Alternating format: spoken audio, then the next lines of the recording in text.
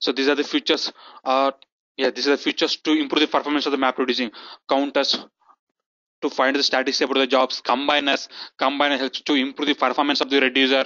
Improve the performance reducer means improve the performance of the map reducing. Then partitioners like categorize the data and sorting. Up to now we are completing yesterday last class. So different types of sorting concepts is there. 3 types majorly: sorting, total sort, partial sort, secondary sort. This concept is there. Then join concept. Join concept means, what do you mean by join here again? If you write our own MapReduce codes, for example, if you write your own MapReduce code, yes, internally joins concept is there. The joins concept means joins means we know like to join the data, perform the joins operations. So the joins is performed the mapper side. That joins we call the mapper side joins. The joins we perform the reducer side. That joins we call the reducer side joins. There are 2 types of joins is there: mapper side joins, reducer side joins. Okay. Map side joins means, see, the map side joins between the large inputs works by performing the join before the data reaches to the map function. And the reducer side joins means the reducer side joins is less efficient. Is both the data sets have go through the map reading shuffle. Okay. Here a question is there: if the map reading is running on, generally mapper take more time or reducer take more time? Inter time also people are asking. Mappers are taking more time or reducers are taking more time? No, reducers taking more time. Generally, reducers only taking. That's as many as reducers. Reducers in our program. I will show you real-time practical. I am also facing the same problem. One of the use case, AVM use case. Tomorrow I will explain the project now. So tomorrow I will explain you like where I improve the performance, where I decrease the number of reducers. I will tell you. But as of now, imagine we have the joins concept is there now. Because of the joins, it's taking the more performance. Reducers taking the more time to process the data. And it's the joins in the reducer side is less efficient again, and joins in the map side like more important reducer joins.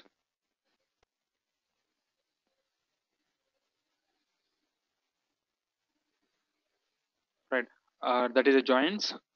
And my voice is breaking now. About now, is it clear? It's little bit breaking, Krishna. Oh, I'm not sure. Same thing I'm using again. Tell me if it Krishna, is. Okay. Yeah, okay. Tell me it is clear. Then now confirm me. Is it clear? The next concept is distributed cache. Yes, important concept again. Yeah. Okay, great. It is clear for me. Can I ask a doubt, Krishna? Yeah, please. I'm reading a book like Hadoop for Dummies or something. I'm referring a book, and at the time I got a few doubts. I mean, like I don't know about these things. Like there is a Hadoop 1 and 2, and you said like you're working from 4 years, right? So are you working on Hadoop 1 or 2? Both the one. Both the ones I did the program. Both one. Oh, okay, good. Okay, can you tell me practical differences in technology? Okay. I mean, like because I'm seeing Yarn or something. Today I started a chapter called Yarn, YARN. I don't know what is that. Yeah. After this one, that is our next concept only. The difference between MapReduce 1 and 2. Wait a few minutes. And one more thing. In Hadoop 1, when I'm reading in Hadoop 1, it is saying job tracker and sometimes application master and resource manager. So all this terminology is same, or is there any differences in the good question, yeah, good question. I will come back to that question once completion of these features. I will cover all these points in an concept time. Okay, cool. So coming to the next one, distributed caching. Again, this is one of the important feature for map reading concept to improve the performance. What do you mean by cache? First of all, what do you mean by cache? We know cache concepts in our regular days we are using. For example, if I'm logged into the Gmail, if I create a new Gmail, very much first time it takes some time to log in. But second time onwards, it's not taking much time. Why? What is the reason? Some catchy technique is there. Sections is there. Temporarily, our data is loading in the sections. It taking care. It's validate our credentials. That is a catchy concept, right? Similarly, in our Hadoop also we have the distributed catchy concept is there in our mapping concept. What do you mean by distributed catchy? The main intention of this distributed catchy is to improve the performance of the program. Okay, how to improve the performance of the program? I will tell you some real-time scenario. For example, I want to find the performance of the employee. I have a number of employees is there. I want to find the performance of the employees. How can I categorize the performance? How can I decide the performance? How can I give the CRR level, performance bonus? I want to consider so many factors. First thing is I want to consider his code deliveries. What is his performance or what is the code deliveries? In time deliveries is there or not? Activities. And again, what activities is performed other than project? Is there any other activities? Is doing any seminars? Is publishing any papers? And his team activities. So many factors I want to consider it. So just imagine all my code deliveries main data is there in data node 1. The data is the distributed cache. Distributed cache means distributed data means our data is the multiple data nodes. Some data available data node 1, some data available data node 2, data node 3, data node 4. Just for understanding, data node 1 is there our code deliveries that information. Data node 2 is our extra activities. Data node 3 like our public some other information. Data node 4 some other information. Like the 4 data nodes, my data is available. Now I want to find out the performance of the employee. How can I find out? I consider the 4 data nodes data. Then only finally I find out, yes, this is the employee, this is the performance. I can find out. Yes or no? Right.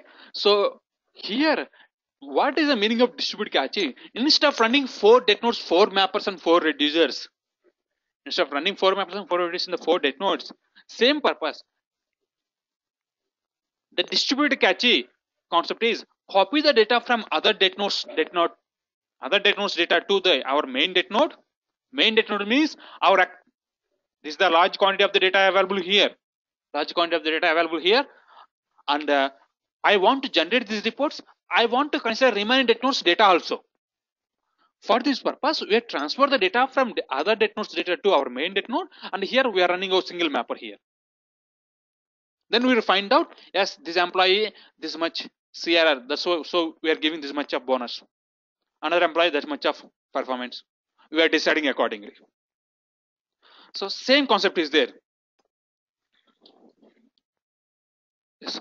This transfer happened behind the screen before any task is executed. What is the transfer is there? The transfer. This transfer is just a logical. There is no physical. Once the process completed, automatically whatever transfer we are taking those data will be terminated automatically.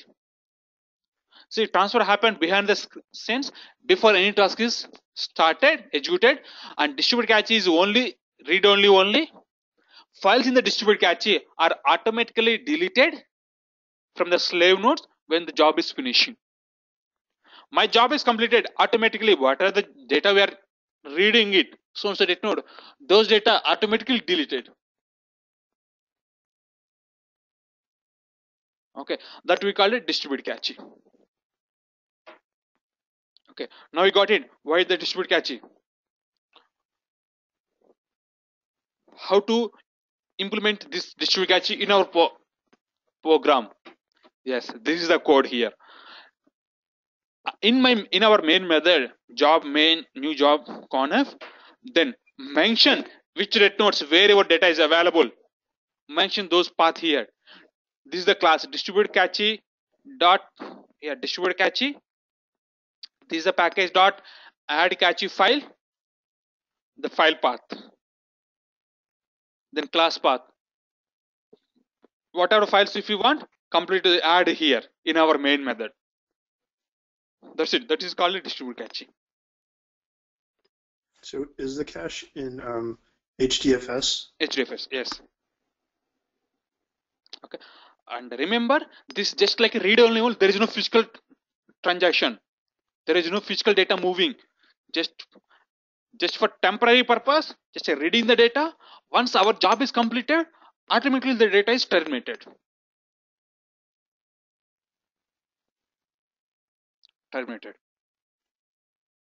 Okay, this is a one another approach to improve the performance. Why I'm telling all these points is, yes, maybe we get the chance or not to working on map reducing, but intro time definitely they're asking what is the performance, what is the features to improve the performance of the MapReduce codes. Even though I told one reference book, Hadoop Definity Guide, in Definity Guide clearly those guys are mentioned.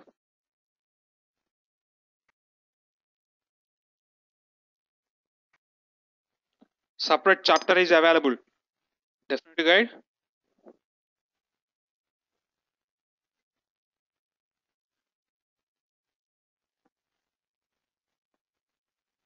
Yes, clearly. For example, 8th chapter is there. Only features. What features it is there? Complete features are available 8th chapter. I also prepared material from this book only. And 7th chapter, all input types and formats. How many types is there? Input types, input formats. That information is the 7th chapter. 6th chapter, yes, how MapReducing is working. What we discussed in previously, job tracker, task tracker, coordinating. That information completely is available in 6th chapter.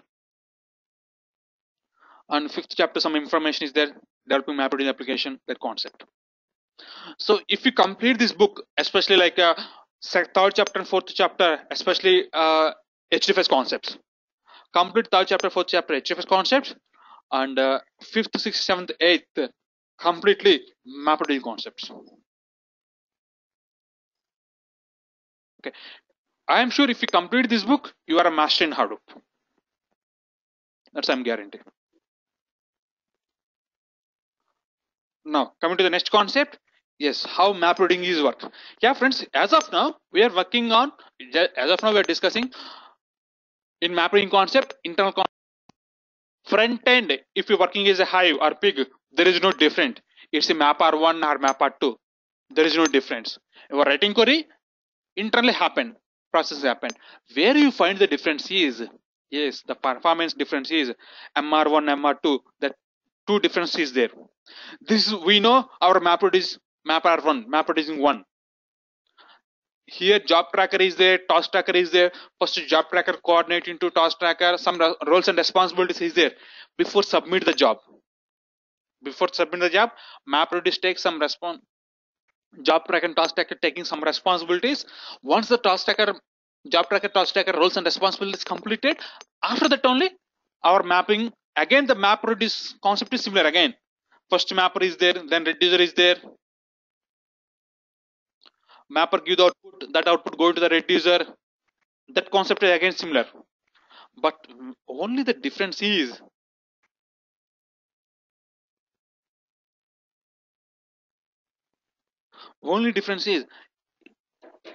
as a client, as a user, end user, we submit the query. That query execution only different. I hope now we know these 10 steps of MapReducing work. So in the MapR1, if any before start MapReducing concept, job tracker, task tracker, this 10 steps is there.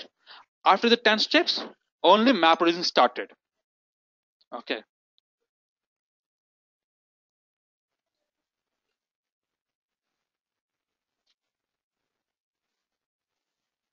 So in this 10 steps, we are find out like in the 10 steps only, job submission few steps, job installation few steps, task assignment and task execution, progress of the MapReducing. This comes under MapReducing 1. Job completion. Now coming to the AND concept. AND concept, what do you mean by AND? Generally people are calling like some people are calling AND, some people are calling MapReducing 2. Anything is fine, both are similar. Why MapReducing 2 is came into the picture? What is the drawback of MapReducing 1? What is the advantage of MapReducing 2? Why people are upgrading? And nowadays, recently few months back onwards, now also I am upgrading. Now we are moving MapReducing 2 to Spark. Again a new concept.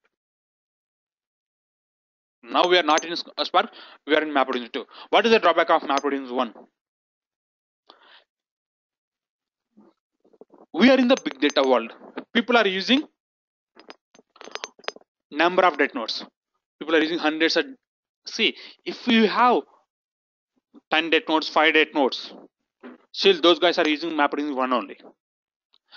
But if we feel like a real advantage of MapReduce 2 is if we go ahead with the more than hundreds of date nodes, if you go ahead with the more than hundreds of date nodes, then you are identifying the difference between MapReduce 1 and 2. Otherwise, the performance wise accordingly both are similar in general clusters. If you have general cluster, both the clusters performance similar. If you want to feel like a real advantage of MapReduce 2, go ahead with the big nodes. Same concept is there. For very large clusters in the region, maybe the 4,000 date nodes, more than 4,000 date nodes, okay, is there, and we are storing that much volume of data only, in our data nodes. Imagine like a petabytes or zettabytes of the data. Those data I want to process it. I want to process those data. As a developer, I submit the query. What happened? How to process the data? Yes. Now in in MapReduce, what we know, first job tracker, respond, calling submit method, assign ID, almost like 10 steps is there. But in MapReduce 2, we don't have 10 steps. We have just like a 3 to 4 steps only. What is this 3 to 4 steps? First of all, the terminology also is different. In MapReduce 1, we have job tracker, task tracker is there.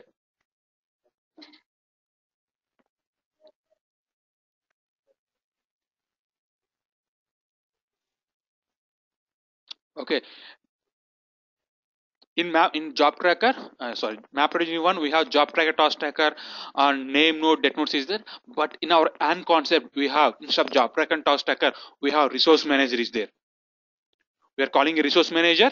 Resource manager means the combination of job tracker and task tracker. And node manager is there. Node manager is a combination of data node and name node. Data node and name node we call a node manager, and the resource manager is like a job tracker and task tracker. Here, this resource manager take the responsibility to submit the job. This resource manager will coordinate the allocation of the computer resources of all the clusters. Okay, and this resource manager will handle all future the 10 steps is a job tracker, task tracker, assignments is ID, everything. Nowadays, not like that one. It's not required to take the metadata, everything is available.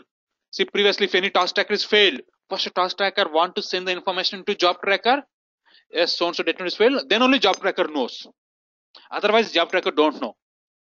Even in case if date node fails, also task tracker sending fails to date nodes. If date node is failed, task tracker sending the information. If date nodes fails, task tracker failed to send the signal. Even if task tracker also fails, then task tracker failed to send the signal. You're getting what I'm trying to say? I'm trying to conveying the difference between both the performance, where the performance difference is coming, internal performance only. Task tracker generally sending the signals, data node signals, to find the health condition of the data nodes. Yes, if data node fails, task tracker not sending any signal, right? Even if task tracker also fails, that time also task tracker not sending any signal, right? Then we want to identify where is the problem. Is a problem in the date node or a problem in the task tracker? Then only we knows, right? If the data is a huge volume of data, complete this approach is a time-taking process. Where in the big data, we have thousands of date nodes, thousands of data files are available in our date nodes. Then all this 10 steps approach is the time-taking process. This only every time I want to follow this complete procedure, it's taking time to process the data. That's where MapReduce 2 came into the picture. Now, by using MapReduce, not required to follow all the steps. In the resource manager have already information. Resource manager only one mission. That resource manager every time taking care of this job information, health monitoring, everything. Then if I submit a job, immediately Immediately, the job client, if you submit one, the job tracker and resource manager, already information is available. Calling a job submit method, already heartbeat, everything is available. Then finally, find out the jobs, find out the date notes, directly submit the jobs into date notes. Not required. Previously, job tracker send the jobs to task tracker, then task tracker submit the jobs into so-and-so date notes. But here, only one mission is there. That mission is like a yes, resource manager. That resource manager only taking care here. Okay, same points is there here also. The client which submit the map reading job, then immediately the add resource manager will coordinates all allocation of the computer resources on the cluster. Where is my data is available? Immediately the resource manager will coordinate to all the resources. The add node manager which launch the job, which launch and monitor the compute containers missions on the clusters. Okay, and the MapReduce application master which coordinates the tasks running MapReduce jobs, the applications masters and MapReduce tasks. Everything will taken care of this node manager and resource manager. Okay, see that I'm giving the overview conclusion from ADN and MapR1 and MapR2. As a Hive developer, as a Pig developer, as a front-end developer, we don't know the difference between. Don't know difference between means internal framework will taking care. Okay. Okay. But if you want to see the difference between both the two, if you have the huge volume of data, okay, job submission time, job process time, okay, you get the feel of the real difference. Huge volume of data, MapR1 give the bad performance, it takes some extra time. MapR2 take less time. For small volume of data, both at same time, similar time only. The reason is MapR1 we have job tracker, task tracker, name node, date nodes, some procedure is there. That's why taking more time. Every time I want to follow the same procedure. That's why taking more time. But MapR2 instead of job tracker and task tracker, name node and date nodes, we have resource manager, road managers. This managers taking care. Internally, this framework, this nodes manager, node manager and resource manager will taking care to submit the jobs. One job submit completed, then our framework execution is similar again. First mappers is there, then reducers is there. Mappers read the data from the date node, reducers take the output from the mapper output take the reducer input, give the output. That is common again.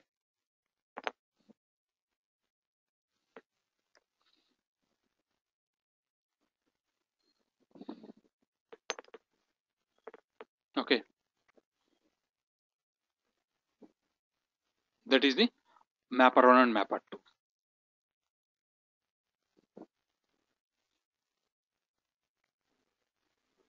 Again, few more important points is there I want to tell you regarding MapReducing. If we submit the jobs, internal schedulers are available, like a preferred schedulers, fair schedulers, capacity schedulers. Okay, generally people are scheduling internally. For scheduler is there. By using preferred scheduler, we are going to schedule our jobs. And even though failures also, there are majorly 3 types of failures is there in our MapReducing concept. 3 types of failures. Okay, the namely task failure, task tracker failure, job tracker failure. In our MapReduce 1, task failure, task tracker failure, job tracker failure. Yes, these are major 3 types of failures. The first one is the task failure. Yes, usually this is the happen when the user code on the map, if any logic error in our code, that time this type of failure will happen. In MapReducing, if you submit any Hive query, pick queries also, there are 3 types of failures happen generally. Task failure, task tracker failure, job tracker failure. Task failure means this failure will be happen whenever is there any problem in our code, that time this failure happen, task failure. And task tracker failure. What is the task tracker failure?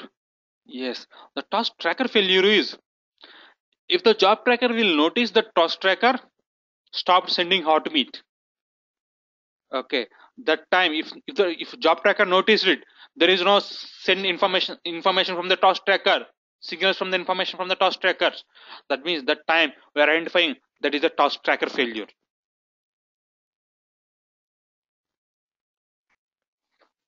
The solution for first task failure is we want to resolve our code problem.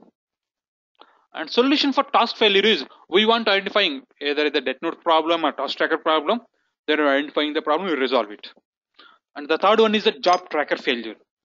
Job tracker failure is, yes, the failure of the job tracker is the most serious issue because only one job tracker is there. If my job tracker is failed, there is no response from job tracker, entire cluster, entire running process will be down. So immediately we want to resolve the task tracker failure, job tracker failures. So when we are running the data, these are three types of failures happen: task failure, task tracker failure, job tracker failure. Depends on the failure, we are going to resolve issues. Okay. And finally, fourth one is there. Fourth type of failure, that is name node failure. That is a very serious issue. It's not happened as of now any cluster. If it is your name node failures, complete cluster will be down. There is a fourth type of failure also, chances is available.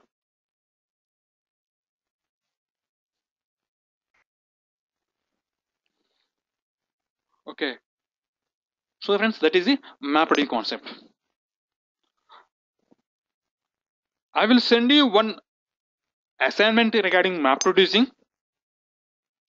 I have, as of now, just we are working on word count problem only. Na? At the same time, I hope I already told some internally some other MapReducing concepts are available in the path. Check the notepad. Some other along with the word count problem, some other MapReducings are available in our VMware. You know the path, right? I already shared. On that path, find out some other MapReducing programs are available. Just for your practice purpose, use that MapReducing course. Run the MapReducing code. Yes, do the MapReducing code. Run the MapReducing programs. Okay. At the same time, we have one more MapReducing code is the simple program like temperature. I have some weather data is there. Those weather data I want to find out like what is the maximum temperature, minimum temperature.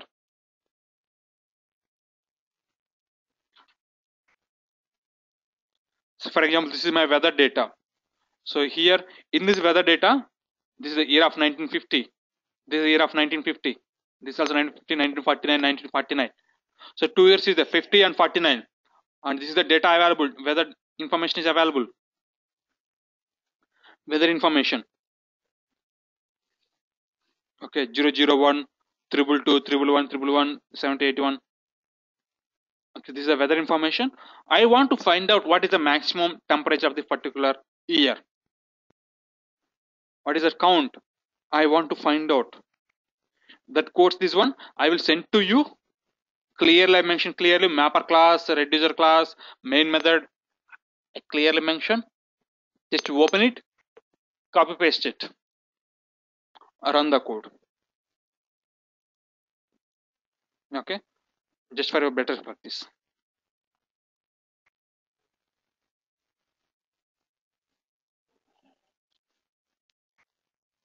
Okay, do this MapReducing code. Any queries regarding MapReducing?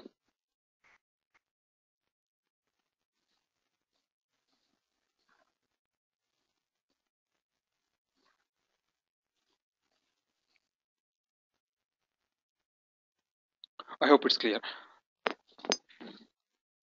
Okay, just go through some documentation. If you have any doubt in the MapReducing, any points if you want to, yes.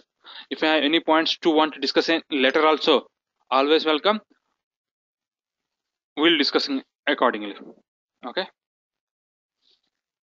Now, going to the next concept, very much important.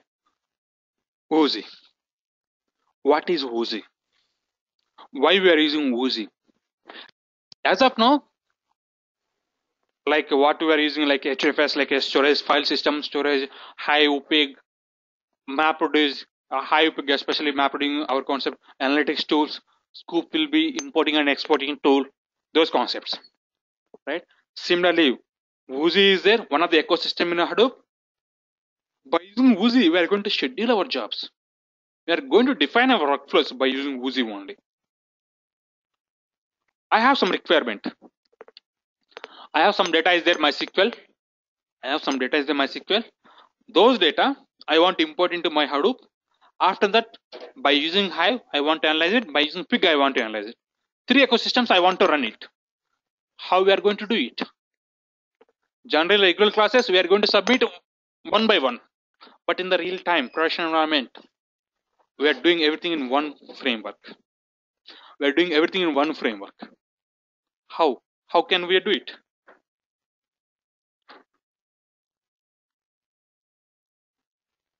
I hope my question is clear. Okay, what I'm trying to saying is, I want to schedule everything in one framework. Next, again, one more requirement. I want to submit every day jobs 8 a.m. Every day I want to submit the jobs 8 a.m. How can we do it? Every day we are coming and at the time we are raising the query, we are submitting the queries. No, we are not doing like that. We should do the jobs. Automatically those jobs are running every day at that timings. And third point, for example, if my data query is running, output is available. If output is available, I want to run next. Output is not available, I don't want to run next job. This is another requirement. How we are going to do it? We are checking manually, output is available, then starting next job. No, in the real time we are not doing like that. We want a workflow required. That workflow in a Hadoop we call it Woozy. In other softwares, for example, yes, cron jobs. I hope you guys are heard. Cron jobs we are using for schedulers. Different. Not only Woozy, we have number of schedulers are available. Different projects. People are using different projects. Mostly Hadoop projects we are using either Woozy jobs or shell scripts. Mostly Woozy jobs we are using to scheduling jobs.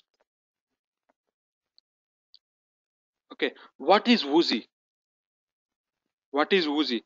Why you are using Woozy? Yes. Most of the problems cannot be solved with a single MapReduce jobs. We require more than MapReduce jobs. We require more MapReduce jobs to find the solution of the particular problem. So a workflow job is needed to finish the jobs.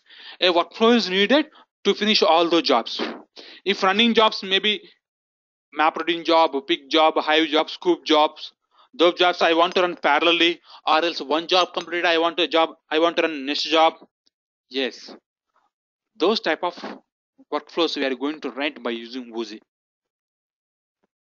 And the next point, a specific time I want to run the job. By using Woozy, you can write the code. Then according to specific time, those jobs are running. So what is this Woozy workflow? This Woozy workflow we are generally writing by using XML. The Woozy workflow also looks like an XML file. If it is XML file means we know XML file. What is there in XML file? Root node, chain node, those nodes are available. Generally in our own XML files, we are giving our own names. Yes or no? For example,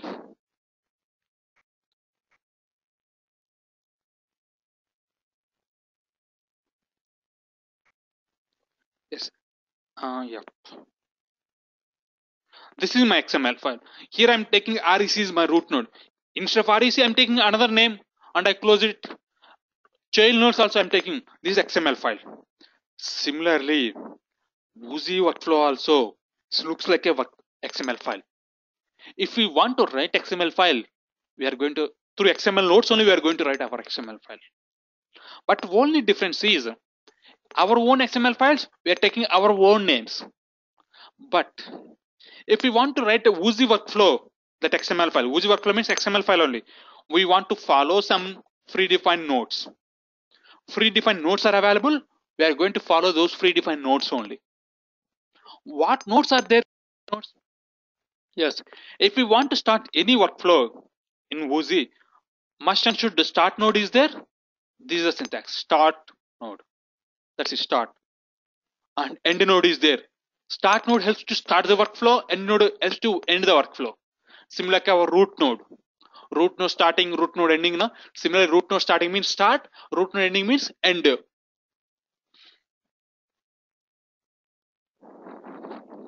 Okay. And action nodes is available. Action nodes means majorly in our workflow, there are two types of workflows are available. Workflow nodes, action nodes. Workflow nodes means start node, end node, OK node, error node. These all comes under workflow nodes. Action nodes means, for example, I want to submit Hive script, Hive action is available. I want to sub pig scripts, pig action node is available. Shell script, shell action node. Map reducing, yes, MR action node is available. So predefined action nodes are available. In these action nodes only, we are defining our script. Sub workflow helps to define sub workflow. OK node helps to find the starter of the OK. For example, if my job is running, any job is running, if the job is succeeded, automatically the cursor comes to the OK node. In this OK node, we are deciding what is our next step. So if I want to resubmit a job, or else I want to run next job, or else I want to terminate the job, those type of information we are going to configure OK node. Error node, we are going to decide the errors. If any error is there, in my action node, in my script any error is there, automatically the cursor comes to error node. In this error, I decided what is next step. Kill node is there. Yes, if I want to kill the job, if my cursor comes to the error node, then I want to kill the job. I decide kill the job. By using kill command, we are going to kill the jobs. And fork node is there. The fork node advantage is to run number of jobs parallelly. Helps to running number of jobs parallelly. For example, I have Hive script is there, pig script is there. I want output. There is no dependencies of both the scripts. Then I want to start two jobs at a time only for time saving. How can I decide? Hive script means Hive fork node, Hive action. Pig script means pig action. Yes, those two actions are decided in fork node. Then automatically those two jobs are running at a time only. And decision node helps to take the decision, and join node helps to join the fork node outputs. What are the fork giving output now? That output helps to joining the join node. Okay, so these are the predefined nodes are available in our Oozie. By using these nodes only, we are going to develop our workflows. Okay, let's see sample workflow, get some more clarity.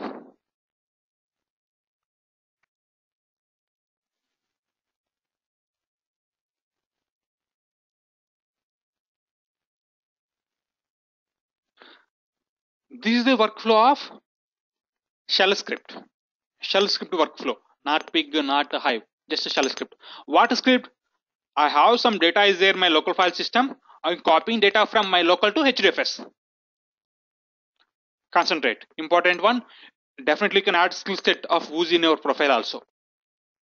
Okay. What is the query is? I have some file is there in my local file system or HDFS, whatever it is. I copy that file to my HDFS. Generally, we are running through command prompt, but I want to submit that query through Oozie. I want to submit this query through Oozie. How can I submit? Through Oozie. As first, we want to write that query into one script. The script name is shell script. Similarly, if you have pig script, Hive script, Hive scripts. Okay. Then workflow. This is the workflow example. Yes, this is a complete workflow. Yeah, this is the first line. First line is workflow app name. Give me one workflow name and XML version. Common to every workflow. Then start. See here. Start. It's automatically started our workflow. Start to shell node. I said start to shell node. What happened? Shell node is action node. So action name equal to shell node. So my cursor started, first go into shell, first go into start node, and in the start node I said go to shell node. So in the action node I specified go to shell node. Okay. Then what I'm highlighting, that is selection, and that is the job tracker and the name node parameters. If you want to submit a job Oozie workflow, we want to define where is what is our job tracker name, what is our task tracker job tracker name, what is our name node name, job name node. That information we are going to specify here. We are going to specify here. And after that, see the script path. Where is our script is available? I wrote it one script. The script I placed in my HDFS so and so location. So and so location, my shell script is available. Where it is available? That information I configured in my workflow. I decided, okay, my script is available. User UMB17 shell dir2. In this directory, my script is available. I mentioned that command here. If any arguments is there, pass the arguments. Okay, if everything is completed, close the shell script. I open shell action, close the shell action. If it is completed, the shell script is completed, query completed, automatically cursor comes to OK node. See here, shell closed, OK to end. If OK, I said end the node. If any error is there, kill it. If it is completed, OK to end. If any error is there, automatically the cursor comes to error. If it is succeeded, automatically cursor comes to OK. So in this OK or error, I decide what is my next step. I decide OK to end, error to kill, and action closed.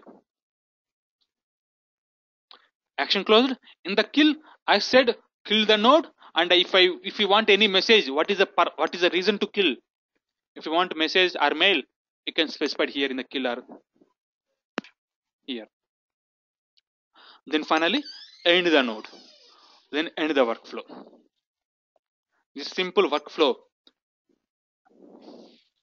This is a simple workflow for shell script. Clear? Any queries?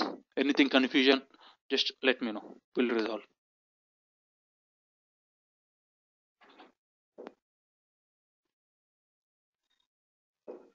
Everything is okay? Okay. Then finally, yes. Finally, if you want to submit Oozie workflow, I rated this workflow and I want to submit the workflow. How can I submit the workflow? Yes, if you want to submit Oozie workflow, we required 3 types of files. We required 3 types of files. As of now, we know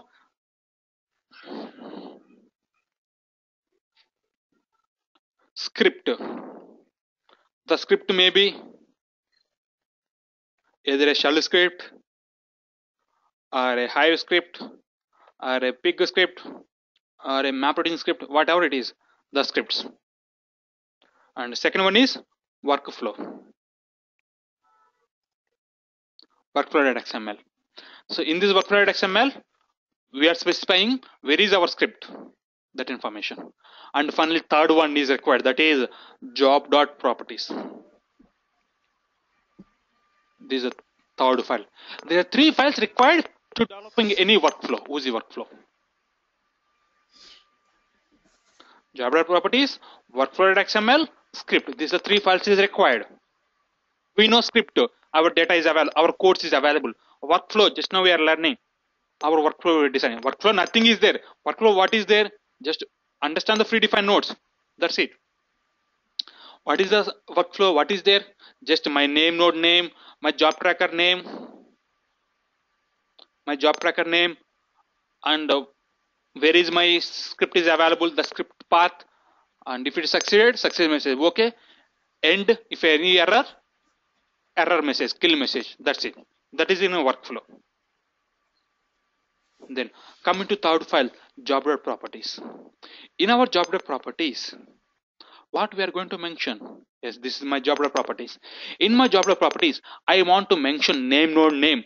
Remember, in our workflow, We are not mentioning any job tracker name or name node name. Job tracker, just a parameter passing. Where we want to pass these parameters? Where we want to define? Yes, this information we are going to define in our job properties. Name node. This is my name node name. This is my name node at node manager. This is my MapReduce 2 in my current project. This is my node manager name. And if a job tracker or a task manager, yes, node manager or a resource manager, that name here, this one, job tracker name node. Then default name is Q.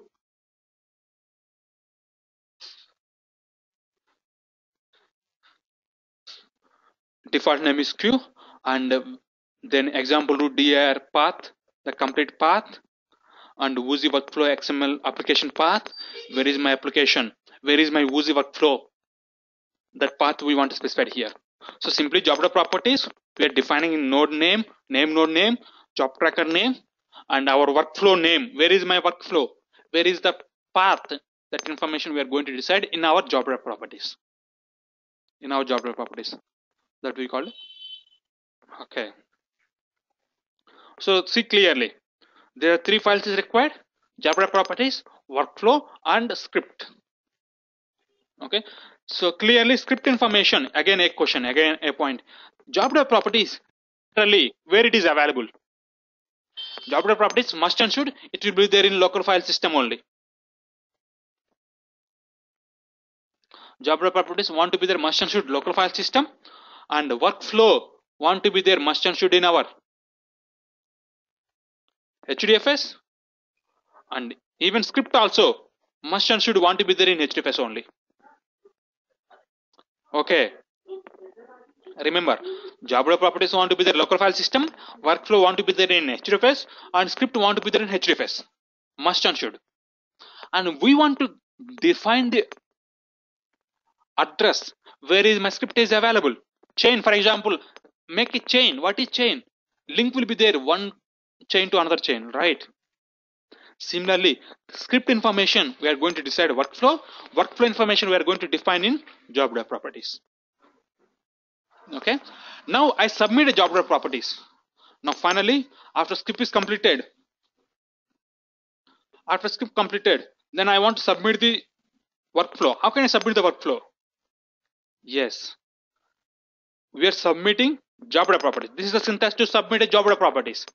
Woozy job -- Woozy, the complete path of the Woozy. HTTP localhost 11000 Woozy. This is the path of the Woozy. Space config space job properties space -run.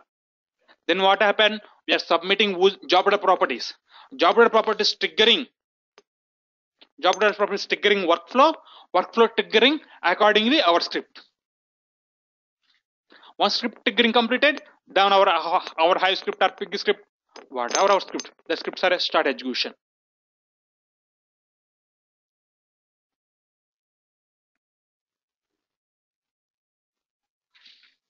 Starting our execution. Okay.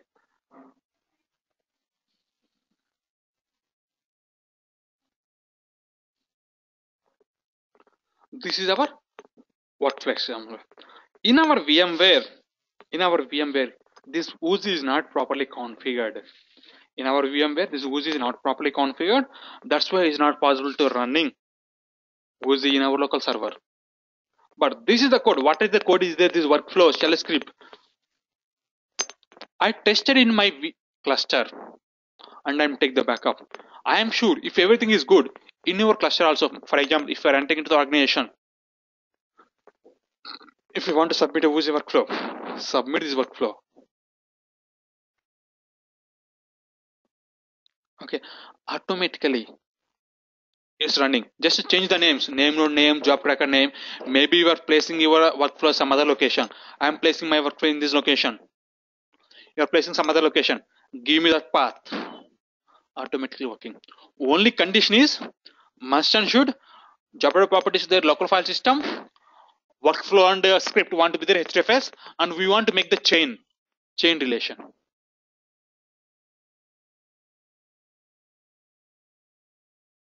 Okay. Next point. Okay, workflow is clear, but I want to every day run my workflow 8 a.m. or 8 p.m. How can I run? How can I run my workflow every day so and so time? Yeah, before that one, let's say again some more clarity regarding workflow. Make some more clarity. See my real-time codes, you get the clarity.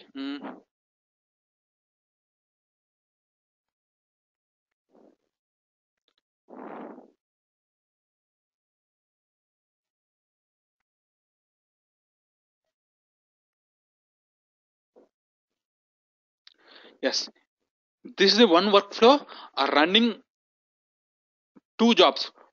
Pig, scoop. These two jobs want to run, so they are deciding inside fork. So pig and scoop they are running parallelly. Once pig scoop completed, they are running hive script.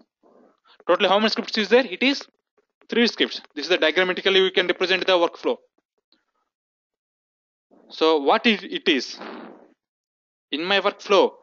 Yes, see the code.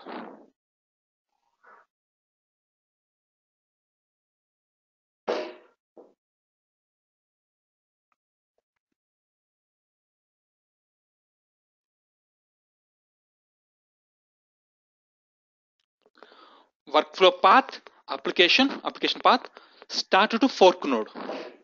Start to fork node. What is the meaning? That means I said if it is workflow started, go to fork node here. Previously we said in our shell script start to shell node, but now fork node. Start to fork node.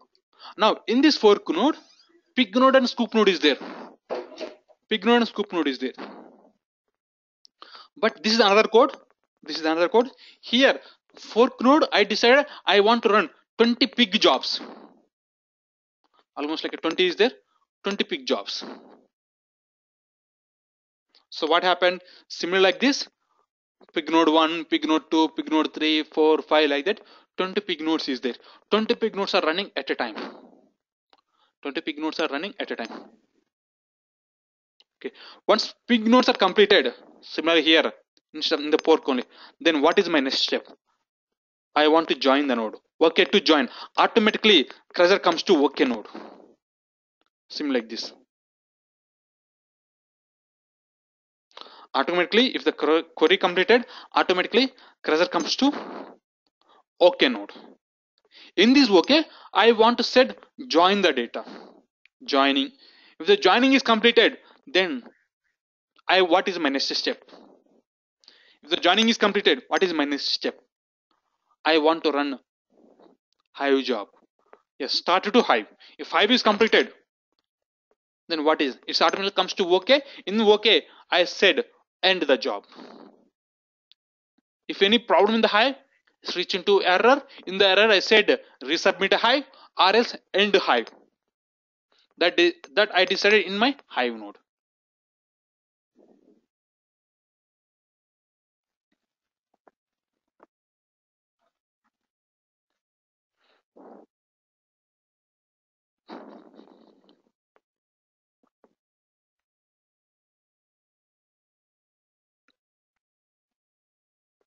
Okay. So this is one flow. According to our requirement, we can design our workflow accordingly. Okay. Next.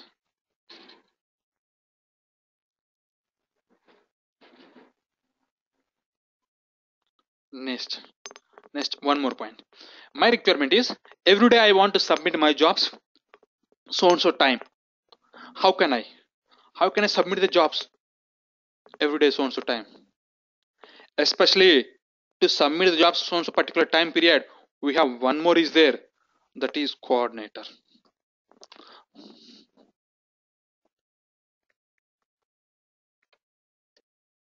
Coordinator.xml file.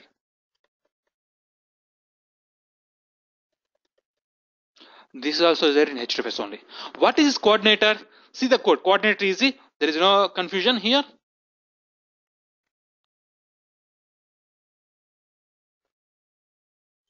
That's it. This is my coordinator. Coordinator, app name, coordinator name, frequency. Yes, frequency. Every day if you want to run, every week, every month. What is your frequency? Mention your frequency, start time, end time, time zone. And internally action, workflow path. That's it. Workflow path, that's it. So what happened? Yes, make a chain relation. Script information we are going to configure in workflow. Workflow information we are going to configure in coordinator. And coordinator information we are going to configure in job type properties. That's it. Now submit job type properties. Now job type properties triggering coordinator, coordinator triggering workflow accordingly. What time frequency we are mentioned coordinator, na? That coordinator triggering workflow accordingly. Then workflow triggering script accordingly. Yeah, friends, clear? Even the job type properties, small change is there. The change in job type properties is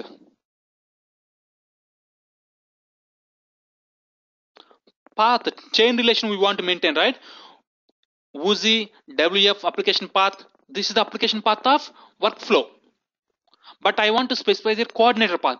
Instead of WF, mention here CORD, CORD. That's it. That is the only change. WUSI.coord application path and give me the workflow coordination path where my coordinator is available in my HDFS. Automatically, the job type properties triggering coordinator. Automatically, the job type properties triggering coordinator. Okay, that is the coordinator. And third one is there, the final one, last one, bundle. Bundle means, what do you mean by bundle? For example, I have two workflows is there. Two workflows I want to start at a time. Two separate workflows I want to start at a time. For example, this is workflow 1. Similarly, I have another workflow is there. Workflow 2.xml.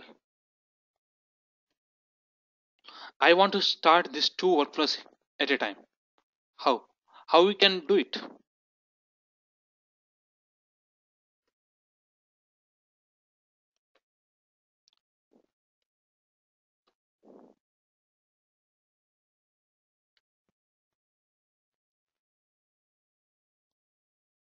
Yes, the solution is there. We have one more is there, that is bundle. Bundle.xml. What is this bundle.xml? Also we want to be there in HDFS only. The bundle.xml, what the meaning of bundle?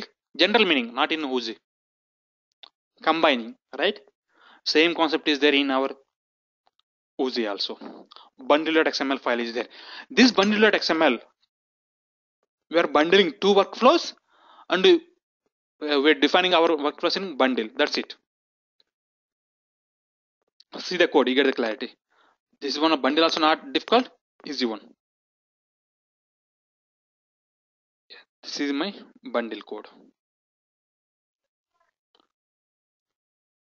Yeah, this is my bundle code.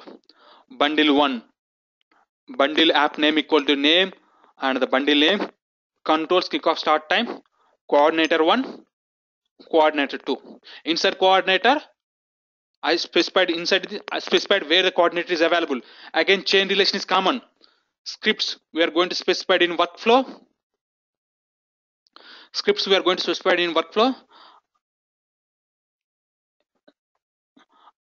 Workflow we are going to specify in coordinator. Coordinator we are specifying in bundle. Bundle we are specifying in our job type properties.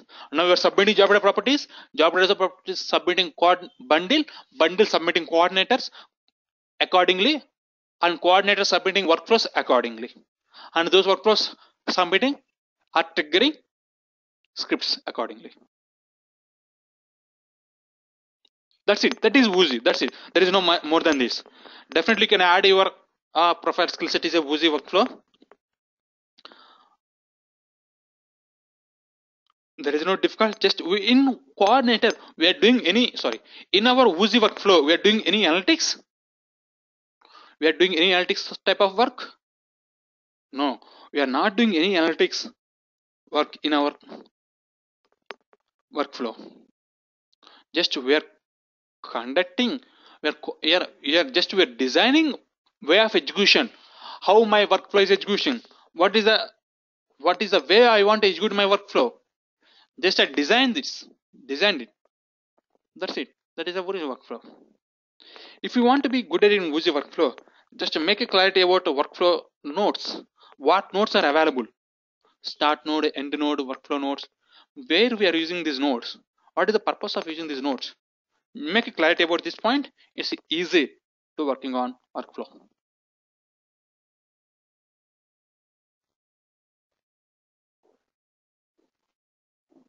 Any queries regarding workflow?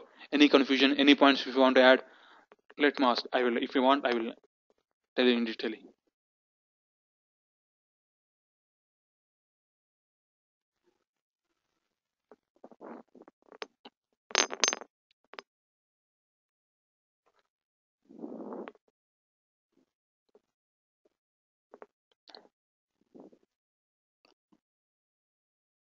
Clear, right? I hope no queries. Okay, friends. That is the Woozy workflow. I will share you these codes. Anyway, tomorrow also in the time of project. Tomorrow I will explain a project. Yes, in that project time.